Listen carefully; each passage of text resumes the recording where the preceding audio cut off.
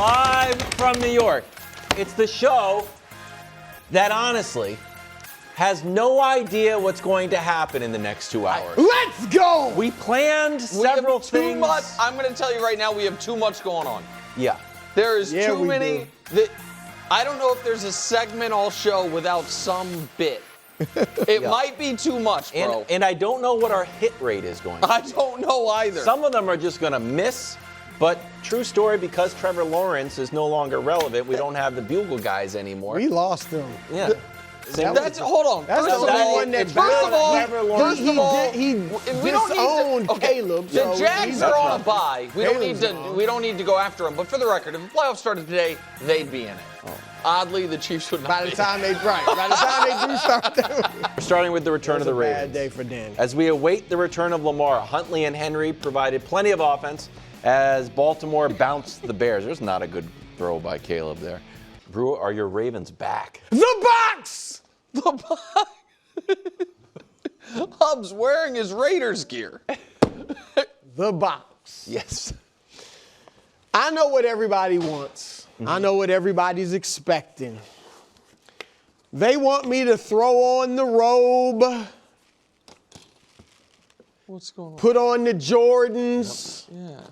Kick my feet up. That's what we like. And demand that Danny Parkins and the Chicago Bears fix me a sandwich, get me some chips, and a soda pop. You don't want to be thirsty.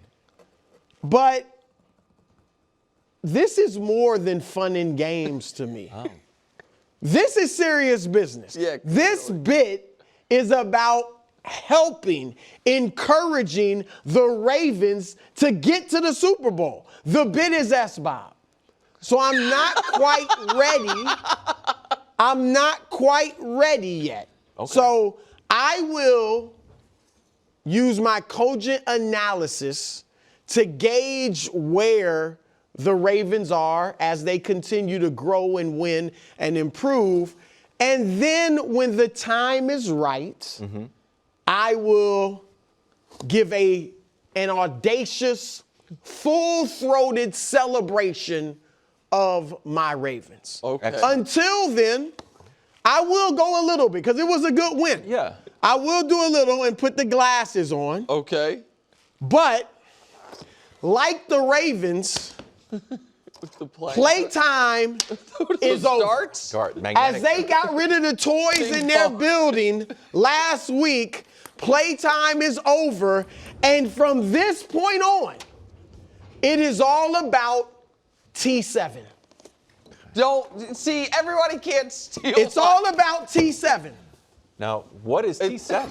You don't know what T7 is? I really don't know. T6 is the tackle that turned the tide. T7 one-ups it. Of course. The toy toss that transformed the tacklers. The tackle. Oh, the defense. Because the defense. Yeah, the offense was Lamar fine. Wasn't an issue. The offense was fine. They're averaging 32 points a game with Lamar Jackson. But the toy toss that the veterans led, it transformed the tacklers. Okay. And now in the last 2 weeks, the defense, this is Ravens defense. Let me see this graphic. Okay. Look at the first 5 weeks games of the season. Giving up 35 points, just a straight embarrassment, right? Rushing, passing, the whole 9 yards. Last 2 games against Matthew Stafford, everybody's All-American, and Caleb Williams, who once upon a time was the 6th best quarterback in the league, according to Nick Steers. Look at that. 16 points a game. Less than 90 yards rushing. I'm telling you. You're back. The Ravens are back. And gradually, as they continue to get ready to go to that Super Bowl, I will unleash the entire ball. Okay, I liked every piece of that except for you taking a page out of Wild's book and just having to one-up me. Just we all have our own things. I mean, the tackle that turned the tide being lumped in with the toy toss that transformed the tacklers. There you go. I got you, bro. I was paying attention. Good. I like it a lot. That's sweet. That's sweet. And so I would like to make you feel, at least for a brief moment, even better than you currently do. Because you're not the gambler on the show. I am.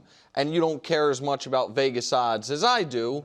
But Vegas is all the way back in on your Ravens. Here is a collection of Ravens odds as of this morning. The favorite to win the division at 2-5. It's a bad division. A minus odds favorite to make the playoffs. The 5th best odds to win the conference, and the 8th best odds of any team in football to win the entire thing. This despite the fact that they are 2-5. I know it's stunning to you, and I know we're going to talk Patriots later, but as far as winning the conference and winning the Super Bowl, better odds than the 6-2 first place, maybe MVP-led New England Patriots, which speaks to Vegas believing if the Ravens get in the tournament that they are super dangerous. They will be now, hot. Now that, in theory, they'll probably have to be unless Pittsburgh has just a full-on meltdown. I am, however, as much as I would like you to feel nothing but great about yesterday, my real takeaway on yesterday, and I know we'll spend more time on this with Danny in a couple hours, was that game was more about Chicago being a mess than the Ravens being fixed. And the fact that we saw Tyler Huntley, what did he start, 14 of 15? Yeah. And they do that to that Chicago defense. The fact that Caleb did throw that pick when they had played poorly for 3 quarters but had a chance to kind of steal the game, if you will. I know they would have to go 90 more yards, but it felt like this was an opportunity after they had just barely hung on for the first 3 quarters, got the ball back down 3, and Caleb throws that pick. I did not look at yesterday as all the Ravens' problems have been solved and Lamar will be back soon. And in part, that's because I have no idea when Lamar is going to be back, because John Harbaugh has no idea when Lamar is going to be back. And we'll talk about that more later as well.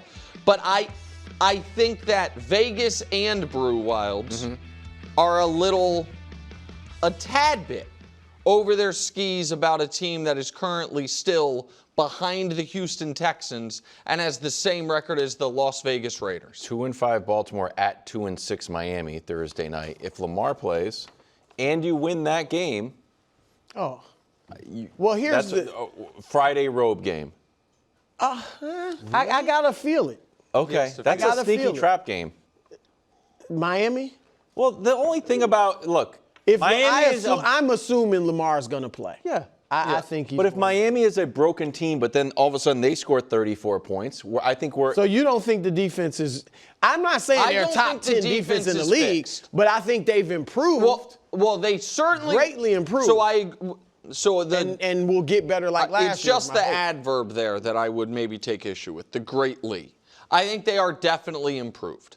But the question is, did they go from the 32nd defense to the 26th, which will not be good enough, or the 32nd defense to the 19th, with which Lamar should be good enough to get him in the tournament? Yeah. And so, that's the question. And I honestly don't know, because you and I feel differently about that Rams game. That Rams game, to me, they left the Rams... Stafford missed some passes in the red zone that were not based on Baltimore's he missed some execution. Stuff, but still, and so that's just, and then to me, yesterday was a lot about, man, that was a wildly disappointing performance from Chicago. Yeah. And now part of your optimism has been they're going to have time to get it right over this next month, because their schedule is so soft after this. Chicago was averaging 25 points a game, and no one's ever held them this year other than Baltimore under 21 points.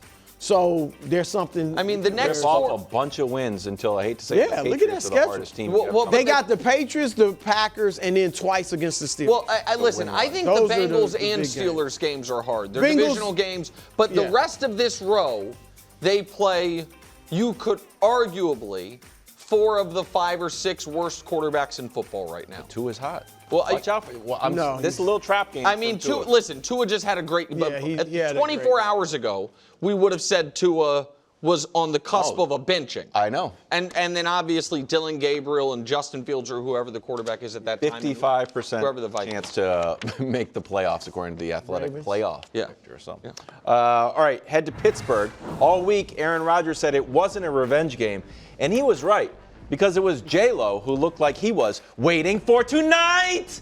Oh! 20 straight passes to his receiver's arm. All right, was the tale of the tape, Brew.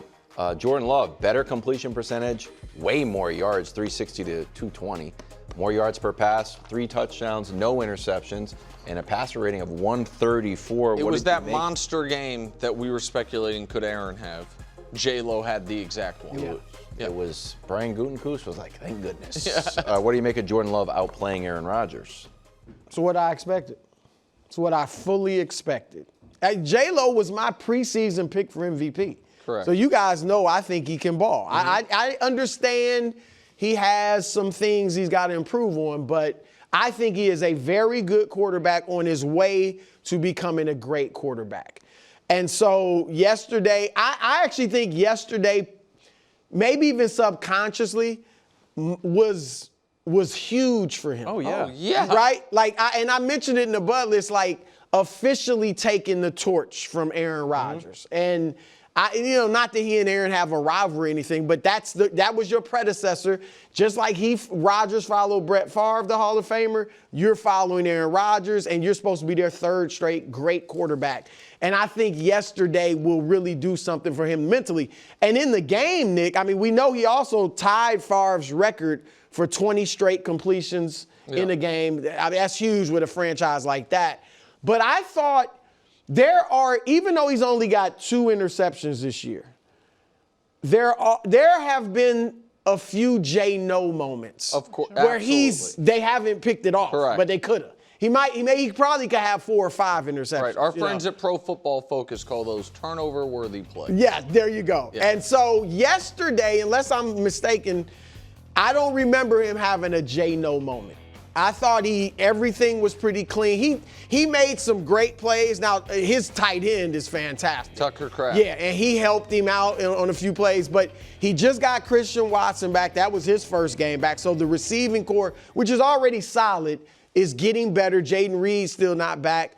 Josh Jacobs haven't fully gotten the run game going. He's been all right.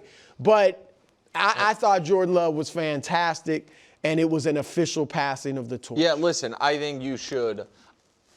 Of your Super Bowl was Ravens Packers. Yes. You're more emotionally invested, I think, in the Ravens because they've been your team the last few years. But from the weekend, the team whose performance I think you should feel far better about is the Packers. The team that looked far more like a Super Bowl team and a team that has, dealt with some what I would call uneven performances to the tune of only 1 loss and 1 tie, and now They were the number 1 seed right, right exactly. now. They had the best record in football in the NFC going into yesterday, which was weird. It was by virtue of the tie. And now they just played, in my opinion, the best game they've played since week 1 by far. And for Jordan Love they were down significantly at the half. And the Steelers were killing them in special teams because Boswell can't miss, and then the Packers had missed 2 field goals. For J-Lo to come out and have 20 consecutive completions over the course of the second quarter through into the fourth, for 300-plus yards and 3 touchdowns, Rodgers hasn't done that since his last MVP season, so 4 years ago. I watched it and I said, man, this feels like if you remove the Cowboys playoff game, is this the best game of Jordan Love's career? Yeah. Certainly on the short maybe. list. I understand some of that is because contrary to their culture and their names, the Steelers' defense is terrible. But Jordan Love looked awesome yesterday. Yep. And the thing is this. I actually don't think they need him to be awesome to be able to win the conference. I think they need him to avoid the J-No moments that the way you've put them.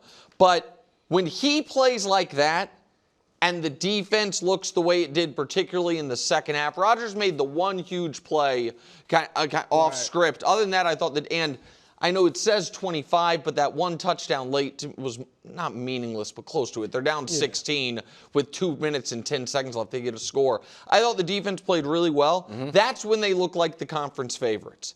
And the flip side of the game, KW, is the Steelers are running an offense that assumes they have a great defense. Correct. Yeah. And instead, they have a terrible defense. Do you want to see how bad it is? Yes. I thought it was bad. I was like, oh, this defense is bad. Basically, Yes. like you saw Flacco light them up. Yep. The Patriots gave them the ball 5 times and they were still in the game.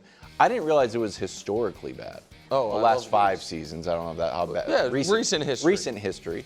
So look at the final win-loss record there. Ravens finished 8-9. They give up about 278. Titans finished 7-10. They give up 274. Steelers are giving up 273. We don't know what their final record is going to be, but both of those teams missed the playoffs. Aaron Rodgers is holding up his end of the bargain. See, I disagree. You don't think so? So let me give you the counterpoint to that, because he is being efficient, but no explosiveness whatsoever. So how about this? Have you had a 250-yard passing game? One. Here are the quarterbacks who have not. Rattler, who just got benched. Dylan Gabriel, who's about to. Jaden, who's missed a bunch of time. And Kyler, who's missed time. How many do you have against the Bengals? Less than 250. I think 238. And so I don't think you can, because you can't every game. Dusty said 249 against the Bengals. Oh, I didn't know. Okay. I knew he was close. Okay, well, I didn't set it's the threshold at 250 because it was No, 1 yard more than his most. yeah. It just felt like, It's accurate. it's a legit, and it's a legit number, 250-yard, because 250-yard passing every game puts you on pace with the old schedule of exactly a 4,000-yard season. So if you throw for 4,000 yards, it means you average 250 yards per game historically. Now you have to do a little less. But regardless, my point is, you're one of only 5 teams or 5 quarterbacks that hasn't had a 250-yard passing game, and you're giving up more yards passing than any team in the last 5 years except for 2. So that's my point. You're just at a competitive delta every week in the moving the ball through the air. But if that's what I feel like, I'm Aaron Rodgers, like, guys, this is who I am. Correct. I'm not blaming Aaron. I'll give you some leadership. No, I'm not blaming Aaron. This is not me killing Aaron, because I think he's done his job. Fine. Yeah, he's been fine. They also don't have a running game. Correct. And no run game, no defense. It's all on him. I just want to be clear on this before we move on, because I've been very hard on Rodgers for things I think are fair. Aaron Rodgers has held up his end of the Steelers-Rodgers partnership. Yeah. He's held up his end of the bargain. I'll play smart, like you said. We'll have professional operation. I won't turn the ball over. I'll make a couple wow plays a game. He's held up his end. Tomlin, with the most expensive defense in the history of the NFL, they have not held up their end, and that's why they're in this boat. Because the Steelers usually can defend and run the ball. Correct. And they're not doing either. Host the Colts next week, so that could get ugly. Well, their schedule gets tougher. Their schedule gets tough. Head to Philadelphia. Jalen Hurts and the Eagles hosted the Giants and reminded the world why they're the world champs. Jalen threw 4 TDs. Saquon had his first game over 150 yards. Well, actually, exactly 150 yards on the ground. Before November, these touchdowns have come in bunches for Jalen. 20 or more total touchdowns, 2 or fewer turnovers. It's Jalen Hurts, 19 Russ, and 2015 Brady. It's in the last 35 years. Are the Eagles officially back? I added officially because Eagles back. I don't know. Are they officially back? I got you. I like that. For the most part. If you had just asked, are the Eagles back, I would have said yes. But since you added officially, I have to give a little bit of a qualifier. Listen, Jalen's numbers are insane. Because it's 200 yards per game, but then, as you said, 20 touchdowns, 1 interception, and I think 1 fumble. So 2 turnovers total, a 118 or 114 passer rating, something nuts. It's just been crazy. In the last 2 games, I think he has 9 incompletions and 7 touchdowns. It's just very low volume passing, aside from a game ago or 1 game ago, I guess, when it was. But of course they're back without any equivocation when they get that Saquon. Yes. And so Saquon yesterday was, and we can show it to you, the Saquon of last year compared to, I mean, going into yesterday, he averaged 50 yards a game. Yesterday, he tripled it. Going into yesterday, he averaged 3.3 yards per rush. Yesterday, he tripled it. Going into yesterday, he had 0 explosive runs. Yesterday, he had 2, including 1 to start the game that set the tone for the whole thing. So that part made him back, look back. And the other thing is this, KW. They're the defending champs, and they didn't like how much the Giants celebrated. And I don't begrudge the Giants for celebrating the way they did. I think when you're a rebuilding team, particularly when you're a team that's perpetually rebuilding, you need to take your small victories. But there was an air of the Raiders taking the lap around Arrowhead. Oh. And the Chiefs remembering it. The next time we play you, we're playing Ring Around the Rosie on the field. And the Eagles, so I thought that was a nice statement by Philly. And the fact that it came without A.J. Brown in one pocket makes them all the scarier. In the other pocket maybe leads to more weird A.J. Brown Instagrams. I don't know. I agree. I think one of the questions of this game is A.J. Brown a story of this game? And yes. I don't know, but the question is a story. Now, is it a story? I don't know, but the question is definitely a story. Brou, Saquon said last week, and this quote has stuck with me, because we're always trying to parse out, hey, do you really mean that, or are you just saying that? Like Aaron Rodgers, not in a revenge game. Yeah, but it kind of is. Saquon said, it is not the 2,000 yards. I feel fresh. It's not a wear and tear issue. And I think a lot of us are like, all right, but it certainly seems like it. He says it's not. And now I wonder if we do imagine a world where he's 100% right and it's just other things, although it's a nice, obvious, it seems like the easiest excuse or just reason. Rationale. He's 10th in total yards right now in the league. He's 15th in yards per game. He's got 4 rushing touchdowns, 2 receiving. If he's able to pick this up and he's just turned it around and he's going to get better, like we're seeing a lot of units get better, then I think they are officially back. Not just back, but I would have a certificate, a notary republic, and an embossing symbol. One of those embossing things. Look, no matter what type of season he has, I will not think he's washed. You know, like a lot of people might have looked at his first several games and said, oh, he's done. He's not the same. Because we've seen running backs peter out at his age or whatever. I think he'll come back next year and have a great year if he doesn't have one this year. But that said, I don't expect this to be, okay, it's last year's Saquon the rest of the way. And I don't think it's all on him. I think it's a different offensive line, obviously. And I wish, and Nick, maybe there's places I can find this you could tell. I wish there were stats on how quickly he's hitting the hole versus last year. I don't know if that even exists. Oddly, but the speed with which he's hitting. You can get stats on the spin rate of a baseball 1 second after a home run. But there's nothing on. No, but what there are stats on is how big the holes are. Yeah, and this line isn't as good. That's a bigger. And he's also getting hit. Remember last year, he was getting yards 2-3 yards after the line of scrimmage. Yeah, before he got contact. Right. So that's the other thing. I don't have it in front of me, but I would bet any amount of money his yards before contact are down considerably. Yeah, it was like a shoot. I had it. It was 3 or 4 yards. I think it was double the amount of the average negative runs this year compared to last year. Yeah. Eagles on a bye. This is what else. Right, that's the other thing. 6-2, steadied themselves. Brutal opening 8 games, going into the bye, getting ready for Lions. Packers. Oh, Packers then Lions, right? Or I don't know. Okay, Packers. That'll be the Packers. You're right. My apologies. That's going to be Packers on Sunday Night Football. We're on the segment, but that's great.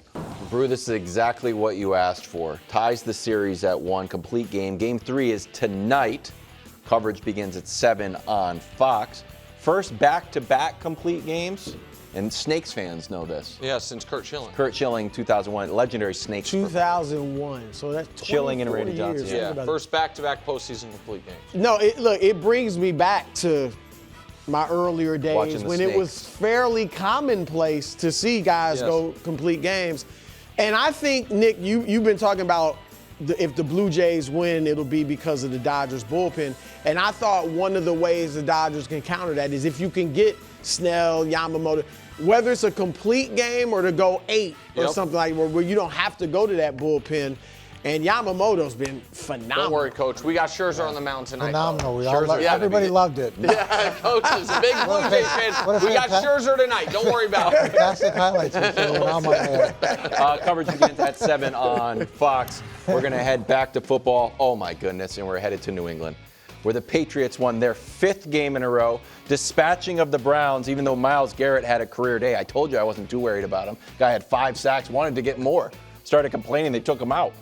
Drake May didn't mind, 3 touchdowns, currently 2nd best record in the AFC. But odds to win the AFC behind the Chiefs, the Bills, who we beat, the Colts, who look unbelievable, the Broncos, who are fine, the Ravens, who have 2 wins, and then it's us. It's as if teams don't believe that we are currently on the doorstep of destiny, as I have been mentioning several times.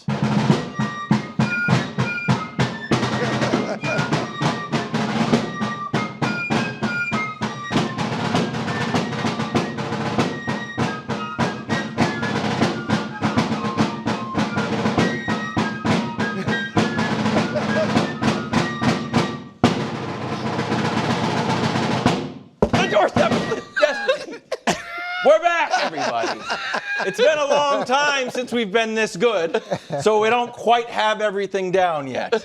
But we're back on the doorstep of destiny, and everyone thinks, Coach, oh, it's a nice story. Oh, Drake May, he's from a basketball school. Isn't it nice he can throw the ball really far? And then you look up, oh, my goodness gracious. Is Drake May doing legendary stuff? Dust, can we see the graphic of streaks of having 200 yards passing and 100 passer rating? Now, Dusty just got in my ear and said, this graphic is so hot, we can't even get it on the screen. It's like 2018 Mahomes, a Brady year, I think.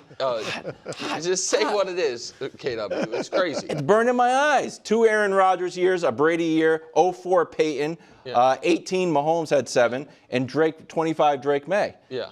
So it's not all Drake May necessarily. He's on a legendary pace. Coach, I know what you like. Balanced football. Do you like complementary football. The Patriots have the 7th best scoring offense, the 4th best scoring defense. Complete team, coach, and Dusty, can we show the vibes, the chemistry, or no? Is that also too hot? Ooh. Coach, you know what I really love? Great coaching. Hold on. No, Every team handshakes, has these high videos. fives. No, Vrabel's like, want my jersey? And Will Campbell's like, yeah, sure. Coach, I think this team is on the doorstep of destiny in a real way. There's something special happening in New England that is beyond just a team that is 6-2. Here is the great thing about New England, and the great thing about having Mike Vrabel there is Mike was there and experienced all of that success. Mike understood the things that led to the dynasty that they had for so many years and was an important part of that. But he also went away and he got involved with other systems, whether it's Ohio State or Tennessee. Loved it. Or he got the other influences, so it just wasn't that exposure. And now he comes back and he's able to tap into what was there, as well as bring in other ideas. And you saw that with the introductions. The first time they had individual introductions, big difference from, I think 2001 was the last time they had it, but a different way of doing things. And then you insert Josh McDaniels, and Josh's effect on Drake May is, to me, tangible. And it's like having, you can say what you want about him as a head coach, but he has that experience. Right. And he can run the offensive side and allow Mike to do things defensively that maybe he wouldn't be able to with a much less experienced offensive coordinator. Wild, you are spoiled. I know. You know, We're all the way back. Some franchises, Nick and I talked about it, he waited his whole life for a dynasty. It was a rough And I'm not 40. saying they're about to be a Forgetting dynasty. just but quarterback. Just a good, Just right, have the quarterback. Like a good maybe great franchise quarterback. Correct. I mean, it's been, 6 years since Brady or whatever it is? Correct. 7 years? But it's been rough. We had a brief respite. No, but with it was Mac really Jones. bad. But But we're it back. was bad, brief. but to get Drake May, who, regardless how this season ends, looks like the absolute truth. And I look, I'll give, as you said, Josh McDaniels, Vrabel. I'm going to give Stephon Diggs some credit. Great. Got Because he in the end did, zone. when he got to Buffalo, he helped unlock Josh Allen. And he's doing the same thing here with Drake May. And Drake May himself, I think, with Booty is making him like a very good receiver. Like he's a tremendous. He's averaging about 17, 18 yards a catch. Catching everything. Yeah. So look, to do what he did, and I said it, I did not think he'd cook against the Browns like that. I thought they would win, but for him to put up 32 points. Joe Burrow put up 17 against this Browns defense. J-Lo, Jordan Love, 10 points. Aaron Rodgers, 23, Tua, 6 points. But so for him to go out there and do that was very impressive. So listen, I do think, I want to make a Pat's point, then a very quick Browns point, okay? Pat's point is this. I do think they deserve more respect. I think right now they are the third best team in the AFC. I think that the Colts and Chiefs? let me rephrase it. Third scariest team in the AFC. I would go Chiefs, Bills, Pats. And I understand that the people get mad at me about the Colts. We'll talk more about the Colts in 15 minutes. The Patriots with that head coach, and I believe that if you're a superstar quarterback, year 2 is not too early. Like going back great. 40 years, Dan Marino's best year ever was year 2. Tom Brady went to the Super Bowl in year 2. Patrick Mahomes won league MVP in year 2 and won the Super Bowl in his second year starting. So it depends on how you want to look at year 2. Russell Wilson, year 2, won the Super Bowl. Joe Burrow, year 2, in the Super Bowl. Lamar Jackson, year 2, won league MVP. That's what I was I talking buy about. all that. And That's so what I was talking I about. do think the Patriots have as good of a chance as almost anybody of having the honor of losing the Arrowhead Invitational, and that is awesome. Like I'm very excited for them for that. I also can I make a Browns point real quick? Just very quickly because they're largely irrelevant. Unless you're talking Shador Sanders time. Well, so it is. That's what it is. Okay. So first of all, it's not sports media ombudsman, but I would like to tell fellow media member Dan Orlovsky, Dano, you're off the hook, buddy. You are no longer the championship belt holder of worst sack safety in NFL history. That takes the cake. That is the worst safety in the history of professional football. We saw it, and I don't know that it was the worst throw yesterday. Now, Dust told me we don't have our graphics right now. We do have our graphics right now. Well, avert your eyes, because here's Dylan Gabriel this season. They're about to be on a bye, and then they have Jets, Ravens, whose defense might be good but might still be awful, Raiders, Niners, Bears. If the Ravens are alive, then the Browns with that defense and even semi-competent quarterback play have to say, we're not dead either, even if we all think they are. I was not a sure guy coming out of school. I did not think he was a first-round pick necessarily, but you've got to see if he's better than that guy, because he's been brutal. And if there's ever a time to try it, now would be the time. Just counterpoint.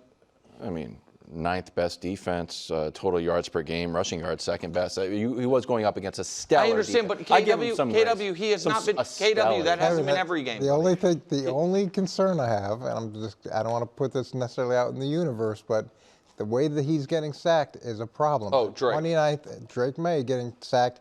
They're 29th in sacks allowed.